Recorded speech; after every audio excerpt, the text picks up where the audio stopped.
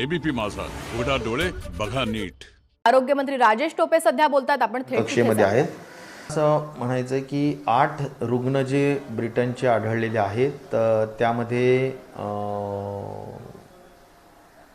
वेगळं असं आता आपण काय काय करू शकतो यात. तर यात हे सगळे 8च्या 8 लोक इन्स्टिट्यूशनल क्वारंटाईन आहेत, म्हणजे अलगीकरण कक्षेमध्ये आहेत.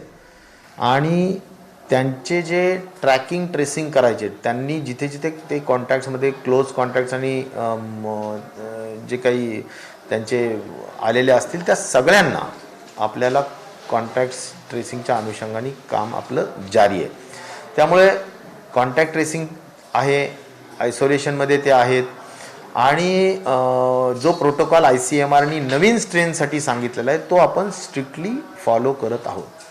मला असं म्हणायचं की या सगळ्या अनुषंगाने आपल्याला फक्त एवढंच जनतेला सांगितलं पाहिजे की 8 रुग्ण आलेले आहेत, आपल्याला जागरूक राहावं, पॅनिक होण्याची गरज नाही, फार काही टेन्शन घेण्याचाही असा म्हणजे हे करण्याची गरज नाही, परंतु काळजी मात्र घेतली पाहिजे. कारण हा व्हायरसचा जो नवीन स्ट्रेन आहे तो जास्त कॉन्टॅजियस आहे, तो त्याचा संसर्ग जास्त झपाट्याने होतो. 70% तो अधिक जास्त झपाट्याने गतीनं संसर्ग करू शकतो असा त्याचा नवीन स्ट्रेनचा गुणधर्म आहे. आणि म्हणून आपण जास्त काळजी घ्यावी, सजग राहावं, एवढाच त्यातला महत्त्वाचा भाग आहे. पण घाबरून जाण्यासारखा कुठलाही त्यातला भाग नाही. सर, आपण प्रश्न असा पडतोय की आता कॉन्टॅक्ट ट्रेसिंग कितीपर्यंत झालं आणि त्यांचं काही अजून आढळले आहे का, त्यांच्यापैकी अजून कोण आढळलं? नाही, तसा कुठलाही अद्याप मी आत्ताच जो अपडेटेड विषय घेतलेला आहे, आज 8च रुग्ण आपले आहेत आणि त्यांच्या कॉन्टॅक्ट ट्रेसिंगचं कार्य चालू आहे. परंतु त्यांच्यातला कुठलाही रुग्ण अद्याप असा पॉझिटिव्ह आला आहे असं अजून आढळलेलं नाही या क्षणापर्यंत. आणि असं कुठलाही असेल पॉझिटिव्ह तर त्याच्या आपण डिटेलिंगमध्ये जाऊन त्याचं जिनॉमिक सिक्वेन्सिंग हे करावं लागेल. कारण शेवटी आपण व्हायरल म्हणजे तो पॉझिटिव्ह जरी झाला, कॉन्टॅक्ट ट्रेसरमधला जरी एखादा व्यक्ती पॉझिटिव्ह आढळला तरी तो UK स्ट्रेनशी मॅच होतो का हे बघणं फार गरजेचं आहे. आणि त्या दृष्टिकोनातून मला वाटतं पुढील प्रोटोकॉलप्रमाणे कार्यवाही केली जाईल. आपण विलगीकरणाचे नियम काटेकोर केलेले आहेत परदेशातून येणाऱ्या प्रवाशांसाठी. मात्र काही प्रवासी ते नियम तोडताना आढळतात. जसं सोहेल खान, अब्बास खान आणि त्यांचा मुलगा हॉटेलमध्ये त्यांनी चेक इन केलं पण ते हॉटेलवर राहिलेच नाही. तर याच्यासाठी काय की वेगळ्या नियम किंवा कठोर काही पावलं उचलले? मला वाटतं की नियम आपण जनहितासाठी करतोच आहोत आणि ते मला वाटतं महत्त्वाचेच आहेत. सगळ्यांनी एक आदर्श नागरिक या नात्याने खऱ्या अर्थाने सगळ्यांनी ते पाळलेच पाहिजे. आणि आपली आदर्शता आणि आपल्या राज्याप्रती देशाप्रती प्रेम दाखवलं पाहिजे. कायदा हा सर्वश्रेष्ठ असतो, कायद्याच्या खालीच सगळे आहेत, कायद्याच्या वर कोणी नाही आहेत. मला वाटतं हा सगळा विषय लक्षात ठेवून सगळ्यांनीच काळजी घ्यावी. कायदा हा सामान्यांसाठी आणि VIPसाठी सगळ्यांसाठी सेम असतो. त्या अनुषंगाने किमान इपिडेमिकसारख्या महामारीसारख्या भागाच्या दृष्टिकोनातून तरी आपण सगळ्यांनी नियम कायदे पाळावेत असं आवाहन आणि विनंती या निमित्ताने निश्चित प्रकारे करेल. आपण ह्या आता पार्श्वभूमीवर जे ब्रिटनचे स्ट्रेस आढळले त्या पार्श्वभूमीवर आपण केंद्राला काही विशेष विनंती करणार आहोत का महाराष्ट्राबाबत? 7 तारखेला केंद्रीय मंत्री डॉक्टर हर्षवर्धनजी यांची आणि आमच्याबरोबर VC आहे, व्हिडिओ कॉन्फरन्सिंग आहे. त्यामध्ये आम्ही अनेक अशा सगळ्या स्वरूपाचे मुद्दे आपल्या राज्याच्या दृष्टिकोनातून वॅक्सिनेशनच्या स्वरूपातले ज्या मला अडचणी वाटतात किंवा ज्या आमच्या विभागाला ज्या त्रुटी वाटतात सध्याच्या ह्याच्यामध्ये, तर त्या आम्ही निश्चित प्रकारे विचारणार आहोत. आणि 8 तारखेला संबंध देशामध्ये प्रत्येक जिल्ह्यामध्ये आपण एक ड्राय रन करत आहोत. आणि त्यामुळे तो ड्राय रन जसं आपण एक 4 दिवसापूर्वी 3 जिल्ह्यामध्ये केला तसं आता संपूर्ण जिल्ह्यांमध्ये होईल. आणि त्याच्यामधून आपली सिस्टम चेक केली जाईल की whether there are any loop holes, कुठंही काही कोऑर्डिनेशनमध्ये. कारण एका सेंटरवर पोलीस डिपार्टमेंटचा कर्मचारी असणार, शिक्षक असणार, त्यानंतर म्हणजे त्या ठिकाणी लसीकरण करणाऱ्या नर्सेस असणार आणि त्यांना मदत करणाऱ्या आशा वर्कर्स आणि अंगणवाडी सेविका असणार. यांच्यामध्ये समन्वय आहे का नाही, तो ॲप व्यवस्थित चालतो का नाही, कुठे नेटचे प्रॉब्लेम्स आहेत का, या सगळ्या अनुषंगाने एक टेस्टिंग होईल. आणि मला वाटतं की या टेस्टिंगच्या अनुषंगाने ज्यावेळी आपण ॲक्च्युअल वॅक्सिनेशनचा कार्यक्रम राबवू त्यावेळी आपल्याला हे टोटली कुठली अडचण न येता हा सगळा कार्यक्रम राबवता यावा या दृष्टिकोनातून ह्या सगळ्या गोष्टी त्या ठिकाणी करण्यात येणार आहेत. नोंदणीची वाढ जी आहे ती कमी झालेली आहे, मृत्यूदर कमी झालेला आहे. आता सध्या काय त्या संदर्भात परिस्थिती? आता साधारण 2 ते 2,500 रुग्ण दररोज पॉझिटिव्ह येण्याचा विषय आहे. जो 21,000 पर्यंत होता महाराष्ट्रामध्ये तो आता आपण हार्डली 10% पर्यंत आलेला आहे.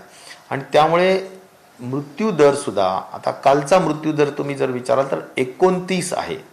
आणि त्यामुळे तो जर का 2,000च्या तुलनेत 20 जर म्हटलं तर आपण तो इट कम्स टू 1%. अशा स्वरूपाने सध्याच्या दृष्टिकोनातून मृत्यूदर नक्कीच कमी होत चाललेला आहे. आणि पॉझिटिव्ह संख्यासुद्धा निश्चित प्रकारे कमी होत चाललेली आहे. आता एकूण जिथे आपण 1,00,000 लाखाच्या 2 म्हणजे पॉझिटिव्ह संख्या 4-4, 5-5 लाख असायची ती आता 48,000 आजच्या दृष्टिकोनातून राज्यामध्ये ॲक्टिव्ह केसेस सध्या आपल्याला पाहायला मिळत आहेत. रिकव्हरी रेट 96% आहे आणि त्यामुळे रिकव्हरी रेट चांगला आहे. डबलिंग रेट 400 दिवसाच्या वर आहे. आपलं संपूर्ण कंट्रोल स्थितीमध्ये आहे. आता नवीन स्ट्रेन जो आलेला आहे त्याच्या बाबतीत सुद्धा आपण खूप सजग आहोत, जागरूक आहोत. महाराष्ट्र हे पहिलं राज्य आहे की ज्यामध्ये पटकन आपण UKच्या फ्लाईट्समधून आलेल्या पॅसेंजर्सला एक क्वारंटीन करून म्हणजे एक सिस्टम लावली होती, एक नियमावली बनवली होती की 7 दिवस तुम्ही इन्स्टिट्यूशनल क्वारंटीनमध्ये असलं पाहिजे. जर तुमचा स्वॅब टेस्ट निगेटिव्ह आला तर तुम्ही घरी तुमच्या होम क्वारंटीन राहिलं पाहिजे. हे प्रोटोकॉल लावणारं महाराष्ट्र राज्य हे पहिलं आहे. त्यामुळं आपण कोविड-19च्या अनुषंगाने ज्या ज्या काही गोष्टी अंमलबजावणी करायची त्यामध्ये कुठेही लापरवाही म्हणा किंवा काही तडजोड म्हणा, कॉम्प्रोमाइज अजिबात केली जात नाही आहे. ज्या काही गोष्टी करायच्या त्या आम्ही करतोय. आता आम्ही केंद्राला सुद्धा माननीय मुख्यमंत्री महोदयांबरोबर काल जी आमची VC झाली त्यामध्ये असंच ठरलं की केंद्राला पत्र लिहायचं. केंद्राच्या सिव्हिल एव्हिएशन डिपार्टमेंटनी आता 7 तारखेपासून UKच्या फ्लाईट्स पुन्हा लँड करायला परवानगी दिलेली आहे सगळ्या राज्यांमध्ये. तर आपल्याला आपल्या राज्याचा प्रोटोकॉल कायम ठेवायचाच आहे. पण इतर ठिकाणावरून जे लोक लँड होऊन आपल्या राज्यात येतील त्यांना सुद्धा खऱ्या अर्थाने आपल्या राज्यासारखंच तिथे प्रोटोकॉल असायला हवा ही गोष्ट आम्ही केंद्रीय मंत्रिमंडळाला सांगणार आहोत किंवा केंद्र सरकारला सांगणार आहोत. आणि दुसऱ्या राज्यातून आपल्याकडे जर नवीन स्ट्रेनचे दुर्दैवाने पॅसेंजर्स आले तर आपल्या राज्याला सुद्धा त्याचा धोका निर्माण होऊ शकतो. या सगळ्याच गोष्टींची खबरदारी घ्यावी, काळजी घ्यावी हे केंद्र सरकारला आम्ही सांगणार आहोत. आणि त्या राज्यांमध्ये सुद्धा जिथे जिथे UKच्या फ्लाईट्स आता लँड होणार आहेत तिथे सुद्धा एक स्ट्रिक्ट प्रोटोकॉल लावावा आणि तो पाळावा, तो एन्फोर्स करावा अशा स्वरूपाचं पत्र माननीय मुख्यमंत्री महोदय या संदर्भात लिहिणार आहेत. सर, लोकल ट्रेनच्या संदर्भात चर्चा अशी की काही वेळापुरतं सामान्यानं लोकल ट्रेन सुरू होईल आणि जी शक्यता होती की जानेवारीच्या पहिल्या आठवड्यानंतर लोकल ट्रेन सुरू होतील अशी काही शक्यता आहे? लोकल ट्रेन असो, नाईट कर्फ्यू असो मुंबईचा, मला वाटतं या सगळ्याच गोष्टी आता आपण दररोजचा आकडा लक्ष ठेवून आहोत. मला वाटतं नाईट कर्फ्यूचा आजचा शेवटचा दिवस आहे की बाबा आता पुढे तो चालू ठेवणार का नाही. या सगळ्या संदर्भात माननीय मुख्यमंत्री स्तरावर निर्णय होईल. कारण याबाबतचा अत्यंत बारकाईने संपूर्ण आकडे आणि सगळ्या गोष्टीचा इनपुट फीडबॅक त्यांना दिला जात असतो. त्यामुळे या स्तरावर ह्या गोष्टींचा निर्णय माननीय मुख्यमंत्री घेतील. लसीकरणाच्या संदर्भात जर सांगितलं जातंय की ती लस जी आहे विकत घेतली जाणार आहे, काय वस्तुस्थिती? कारण की काही लोकांनाच ती फुकट दिली जाणार आहे आणि बाकी लोकांना ती कदाचित विकत घ्यावी लागेल. तूर्त हेल्थ कर्मचारी म्हणजे आरोग्य कर्मचारी, त्यानंतर फ्रंटलाईन वर्कर्स म्हणजेच सगळे पोलीस असतील, एसेन्शियल म्हणजे जे वर्कर्स असतील ते, आणि नंतर कोमॉर्बिड 60+ लोक जे आहेत अशा सगळ्या स्वरूपाने एक यादी तयार करण्याच्या अनुषंगाने सगळ्यांना राज्यांना कळवलेलं आहे. आणि अंदाजे 3 कोटी लोक या सगळ्या मध्ये येतील असं एक अपेक्षित आहे. आणि तेवढ्यापर्यंत आम्ही देऊ असं केंद्र शासनाच्या स्वास्थ्य मंत्री माननीय डॉक्टर हर्षवर्धनजी यांनी त्यांच्या ट्विटमध्ये कळवलेलं आहे.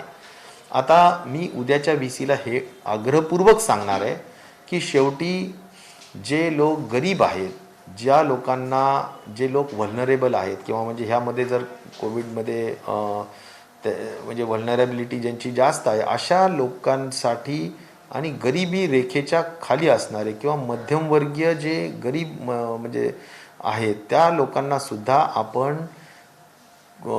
लस ही मोफत दिलीच पाहिजे असा आग्रह आमचा निश्चित प्रकारे राहील.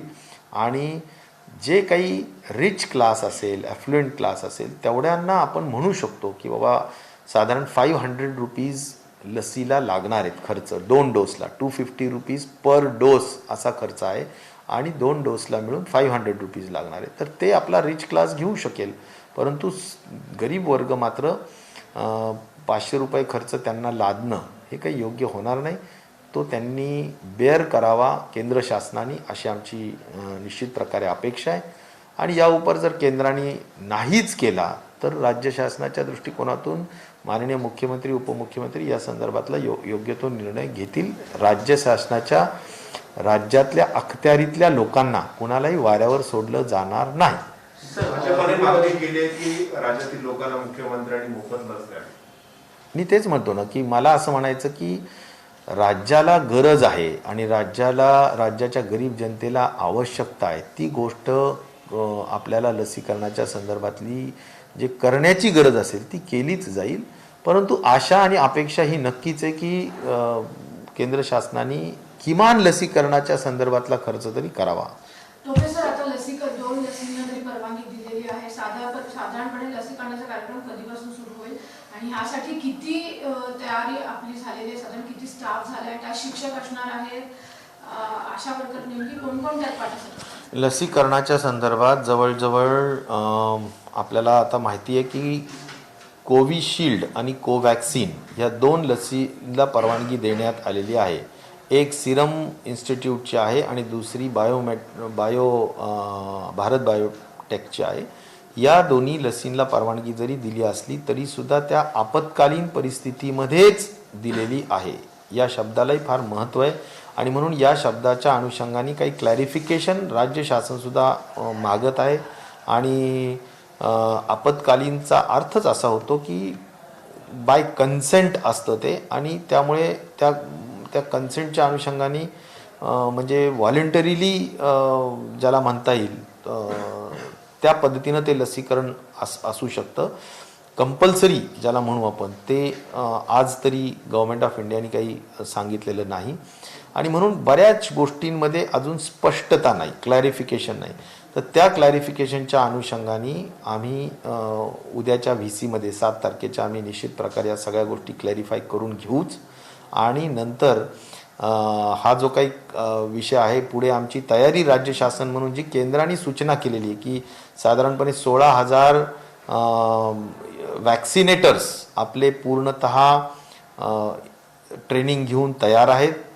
कोल्ड चेन जी लागते ती पूर्णतः इन प्लेस आहे, म्हणजे ज्याला आपण ILR म्हणतो, आपण आईस लाईन रेफ्रिजरेटर्स, ज्याला आपण डीप फ्रीजर म्हणतो DF, ज्या ज्या गोष्टी लागतात थोडक्यात 2 to 8 डिग्रीज टेम्परेचरमध्ये वॅक्सिन मेंटेन करण्यासाठी त्या गोष्टी इन प्लेस आहेत. ज्या कमी आहेत त्या आम्ही केंद्र शासनाला निदर्शनास आणून दिलेल्या आहेत की ह्या गोष्टी कमी आहेत, त्या देण्याच्या दृष्टिकोनातून त्यांच्याकडून आम्ही अपेक्षा करतो आहोत. त्यामुळे या सगळ्या गोष्टी आणि आमच्या प्रशासनाला म्हणजे कलेक्टर्स असतील, कमिशनर्स असतील, त्यांना सुद्धा पूर्ण सेन्सिटाइज्ड केलेलं आहे की कशा स्वरूपाने वॅक्सिनेशन कार्यक्रम राबवायचा आहे. आणि त्यामुळे तो इलेक्शनच्या बूथसारखा तो कार्यक्रम राबवायचा असल्यामुळे त्यांचीही जी VC आणि ट्रेनिंग असतं ती पण झालेलं आहे. त्यामुळे सर्व पद्धतीनं राज्य शासनाची यंत्रणा सज्ज आहे. तरीसुद्धा त्यात काही छोटे मोठे लूपहोल्स असू शकतात का हे ड्रायरनमध्ये आपल्याला कळेल. 8 तारखेला संबंध राज्यामध्ये प्रत्येक जिल्ह्यामध्ये ड्रायरन आहे. त्यामध्ये काही उणिवा जर कळल्या की कुठेतरी ॲप चालत नाही की कुठंतरी नेट चालत नाही तर या अनेक गोष्टी छोट्या मोठ्या ज्या असतील त्या कळतील. त्या दुरुस्त करण्याच्या अनुषंगाने आपण कार्यवाही लगेचच्या लगेच करूया. जे युकेला झालं आहे, युकेला लॉकडाऊन झालं, तशी परिस्थिती आपल्याकडे येणार नाही किंवा तसं पाऊल आपल्याला उचलावं नाही लागणार. शेवटी एक आहे की सर्व काही अवलंबून आहे आपल्या स्वतःच्या स्वयंशिस्तीवर. आपण सगळ्यांनी जर व्यवस्थित नियम पाळले आणि इम्युनिटी चांगली आपली ठेवली, या दोन्ही गोष्टीच्या अनुषंगाने मला वाटतं ह्या राहील. पण एक अंदाज जो व्यक्त केला जातो, कालच्या पण VCमध्ये माननीय मुख्यमंत्री आणि मला जे काही आमच्या सगळ्या हेल्थचे जे टॉप ऑफिशियल्स असतील त्यांनी जे काही अंदाज व्यक्त केला की आपल्या राज्याला, आपल्या देशाला कदाचित या UK सारख्या नव्या स्ट्रेनचा फार मोठा परिणाम होणार नाही, असं एक त्यांनी अंदाज जरूर व्यक्त केलेला आहे. आणि आपण त्याच्यामध्ये आता वॅक्सिनेशन आपण करतो आहोत, तर वॅक्सिनेशनचा कार्यक्रमसुद्धा लवकर रोल आऊट व्हावा अशी सुद्धा मागणी या निमित्ताने मी केंद्र सरकारला करेल. उद्याच्या VCमध्ये सुद्धा करेल की आता तुम्ही इमर्जन्सी म्हणून जे सांगितलेलं आहे त्याला आता ॲक्च्युली कधी इम्प्लिमेंट करायचं, सुरू केव्हापासून करायचं, तर ती पण तारीख केंद्र सरकार आम्हाला कळवणार आहे. त्या अनुषंगाने आपली तयारी निश्चित प्रकारे राहील. सर हिंदी में सॉरी सर, नए स्ट्रेन जो महाराष्ट्र में उसके भी कुछ पॉजिटिव केसेस मिले हैं कोरोना स्ट्रेन के, क्या अपडेट्स हैं उस पर, किस तरह के एहतियात बरत रही है महाराष्ट्र सरकार के हेल्थ डिपार्टमेंट? देखिए, नया स्ट्रेन जो है उसमें 25 नवंबर से लेके 21 दिसंबर के ये जो स्लॉट्स में करीबन 5-1 हज़ार लोग महाराष्ट्र में आए थे, उनका पूरा डेटा हमारे पास है. उस डेटा के अनुसार हमने सभी का ट्रैकिंग ट्रेसिंग किया है. अप्रॉक्सीमेटली 95% लोग आइडेंटिफाइड भी है और उनका स्वैब भी लिया है. लेकिन उसमें से कुछ अप्रॉक्सीमेटली 68 स्वैब्स पॉजिटिव आए थे UK से आए हुए लोगों का. लेकिन वो स्वैब, वो वायरस, वो पॉजिटिव जो वायरस उनके शरीर में है, वो वायरस का जो जीनोमिक सीक्वेंसिंग करके उससे जो UK के वायरस के स्ट्रेन से वो स्ट्रेन है या नहीं है, ये देखने का काम नेशनल इंस्टीट्यूट ऑफ वायरोलॉजी में किया गया, जिससे 8 लोगों को वो वायरस आइडेंटिफाई हुआ है कि जो UK का स्ट्रेन है. तो उस अनुसार हम उनको इंस्टीट्यूशनल क्वारंटाइन में रखे हैं और उनका भी जो कॉन्टैक्ट ट्रेसिंग है वो भी जारी है. आज तक उसमें कोई पॉजिटिव नहीं दिखाया गया है, लेकिन हम पूरा एहतियात उसमें ये कर रहे हैं कि उसमें प्रोटोकॉल के इसमें कोई कॉम्प्रोमाइज़ न हो. सर काफ़ी एहतियात बरतती है भारत सरकार, लेकिन कई लोग ऐसे भी पाए जाते हैं कि अक्सर वॉयलेट कर देते हैं जो SOP जो रूल्स रेगुलेशंस बने हैं. इसमें कुछ VIPs भी हैं.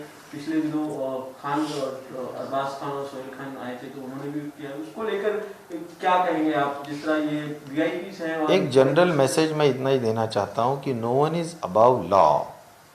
तो सभी लोगों ने स्ट्रिक्टली अपने राष्ट्र प्रेम के लिए, अपने राज्य प्रेम के लिए और सोसाइटी के हित के लिए सभी लोगों ने स्ट्रिक्टली जो गवर्नमेंट के रूल्स रेगुलेशंस है वो फॉलो करना ज़रूरी है. और इसीलिए अगर कुछ इंसिडेंट्स घटी भी है तो उससे एक लोगों ने सीख लेना ज़रूरी है कि सभी लोगों ने, यानी एक तो उसमें जो लूप होल्स है वो लूप होल्स हमारे को दुरुस्त करना पड़ेंगे. जहाँ जैसा कि होटल्स में बुकिंग किया जाता है और वहाँ से निकल जाते हैं, तो उसमें अभी हमारे को और ज़्यादा स्ट्रिक्टली उनके ऊपर सर्विलेंस करना पड़ेगा कि इंस्टीट्यूशनल क्वारंटाइन है तो वो रहना ही चाहिए. तो जो लूप होल्स है उसमें अमेंडमेंट यानी उसको दुरुस्ती करने के लिए कार्रवाई की जाएगी और इसको और ज़्यादा स्ट्रिक्टली नज़रिया से काम किया जाएगा. लूपहोल की बात करें तो लूपहोल में ऐसा भी देख रहे हैं लोग कि अपना ट्रैवल रीरूट कर रहे हैं. अगर इंटरनेशनल हो या इवन डोमेस्टिक हो, जहाँ जो स्टेट से नहीं आना है वहाँ पे अपना क्वारंटीन पीरियड बाईपास करने के लिए रीरूट करते हैं ट्रैवल. तो ऐसे लोगों को हम पकड़ कैसे सकते हैं, उनको कैसे चेक करेंगे? और देखिए, ये तो बड़ा हरकुलियन टास्क है, बहुत ही बड़ा काम है कि इतने बड़े देश में कहाँ पर कौन लैंड होगा और कौन से रूट से वो महाराष्ट्र में आएगा, ये किसी को ये इतना पर्टिकुलरली देखना बहुत मुश्किल भी होता है. लेकिन हम इसीलिए कल के VC में हम ये बहुत स्ट्रिक्टली बोलना चाहेंगे और बोलेंगे स्वास्थ्य मंत्रालय से भी और गवर्नमेंट ऑफ इंडिया से भी कि ये जो अदर स्टेट्स में लैंड होके यहाँ पर अगर कोई इनफिल्ट्रेट हो रहा है तो उसके ऊपर ध्यान रखना ज़रूरी है। इसलिए महाराष्ट्र का जो प्रोटोकॉल है यूके के पैसेंजर्स के प्रति, वो सेम प्रोटोकॉल अगर वहाँ पर भी स्ट्रिक्टली ऑब्जर्व किया जाए या इम्प्लीमेंट किया जाए तो मुझे लगता है कि एक जनरली ठीक होगा। तो गवर्नमेंट ऑफ इंडिया की तरफ से हर स्टेट में जहाँ जहाँ यूके की फ़्लाइट्स लैंड होने वाली है, उन सभी स्टेट्स ने जो महाराष्ट्र सरकार की तरफ से जो प्रोटोकॉल यूके के पैसेंजर्स के लिए है उसी टाइप का प्रोटोकॉल फॉलो किया तो देश का उसमें हित है और महाराष्ट्र के भी हित है। दुबई से भी हमने देखा है तो हाँ, सभी, यानी मिडिल ईस्ट हो, यूके हो या अन्य जगह से जो भी हमारा आज लैंड होने के बाद जो प्रोटोकॉल होता है कि 7 days institutional quarantine and if found negative then home quarantine for 7 days। त्यामुळे आरोग्यमंत्री राजेश टोपे यांनी पत्रकार परिषद घेतलेली आहे। कोरोनाचा नवा स्ट्रेन जो आहे तो महाराष्ट्रामध्ये देखील दाखल झाला आणि त्या संदर्भात आपण सगळ्यांनी सजग राहिलं पाहिजे असं आरोग्यमंत्र्यांनी म्हटलेलं आहे। एबीपी माझा, उघडा डोळे बघा नीट।